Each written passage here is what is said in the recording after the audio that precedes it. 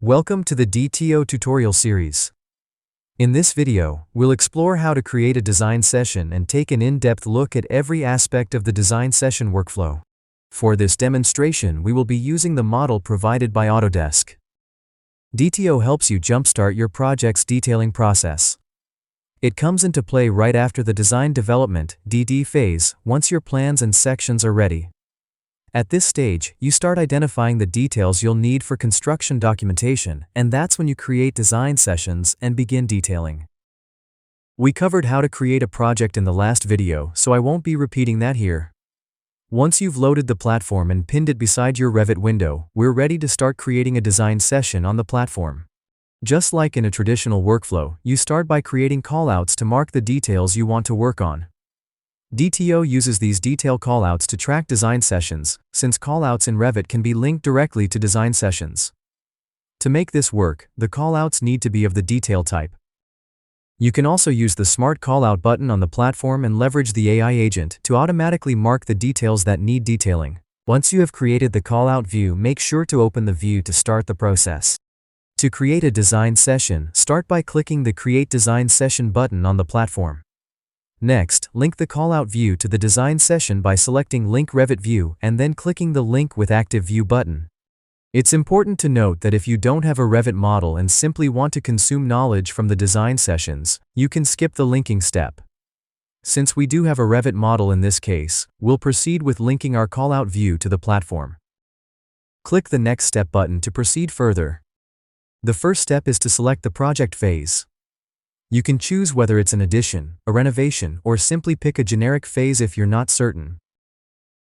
We then determine if the detail is a plan or section detail in the View Type option.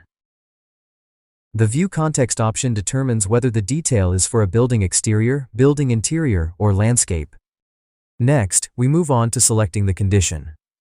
A condition is defined as the point where two or more building assemblies come together and interact within a building section or plan. First, we select the assemblies involved in our condition. In this case, we choose the opening and flat roof assemblies since that's the condition we're currently detailing. The platform then filters through all available conditions and displays only those that include the assemblies you selected. Next, we select the most appropriate condition diagram for our detailing needs. Finally, we choose the modules for the assemblies within the condition. Modules are defined by the finish and the backdrop of our assemblies. The outer modules represent the finishes, while the inner modules represent the structure or backdrop supporting the finish material. For the opening assembly, we select the curtain wall module. The inner module is optional here, so we can skip it. For the flat roof assembly, we choose membrane roofing as the outer module and concrete on metal deck as the inner module. You are now ready to create the design session.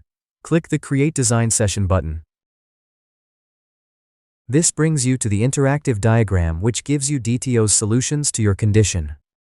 You can also leverage the AI agent on the platform to autofill details while creating a design session.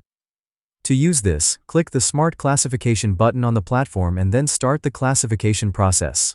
The AI agent recognizes the condition and modules based on the system families you have used in your project and how you have modeled elements in Revit.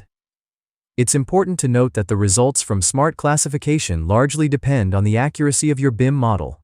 So it's recommended to model your BIM assemblies with precision before using this feature. First, you select the condition.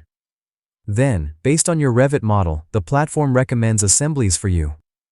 In this case, it suggests the curtain wall assembly for the opening and membrane roofing with a concrete on metal deck inner module for the flat roof assembly.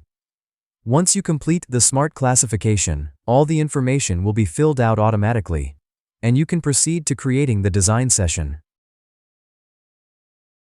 As mentioned earlier, you don't need a Revit model to access the design session.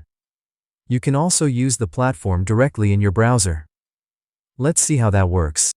Here, I've logged into the D.TO website, and as you can see, the web version of the platform is displayed. We'll start by creating the design session. Since I'm not using Revit, the platform does not prompt me to link a Revit callout.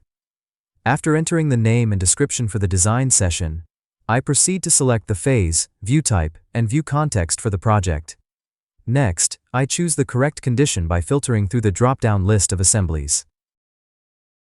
For the exterior wall assembly, I select the rain screen with metal framing inner module, and for the opening assembly, I simply select window. Once the design session is created, the interactive diagram appears as usual, allowing us to use all the features of the design session. Here, I'm using the interactive diagram to explore resources on the air-water barrier. This shows that you can access and use the platform's resources even if you don't have Revit skills or access to the software. In the next video, we'll explore each and every aspect of the design session UI and understand them in detail.